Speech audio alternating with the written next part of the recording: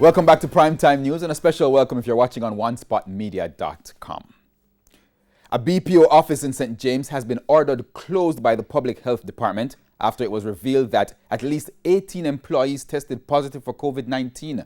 Anthony Lugg has the details. Another workplace cluster, this time in the parish of St. James. On Wednesday morning, the Public Health Department swooped down on the teleperformance call center.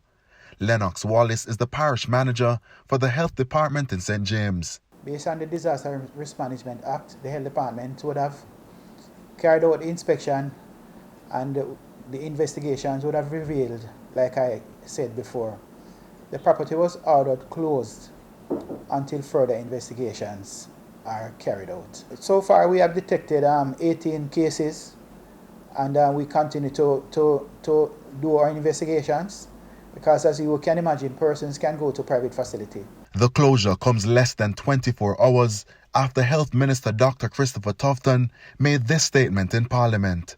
The largest outbreak that we had during our COVID response, our COVID journey, has been in one particular workspace, the BPO space in St. Catherine, where we had nearly 300 plus persons being infected, workers. We have not had, certainly we have no knowledge, and we would in public health, any major experience about outbreaks in the BPO space since that significant outbreak, which to my mind was a teaching moment for us.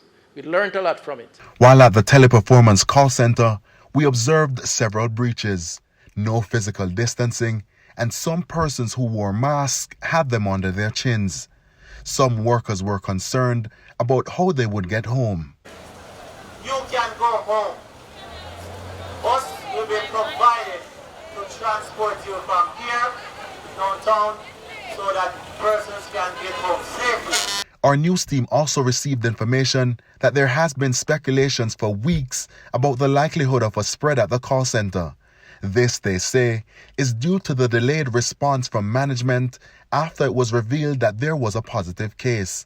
We put the issue to Mr. Wallace. The health department cannot comment on that at this time, but we monitor all BPOs in that general area on a weekly basis, and a report is sent to the medical officer of health, where the EOC would have their meetings and to ensure that the proper protocols are followed, and we are guided on how we treat these facilities. So, workers remain fearful.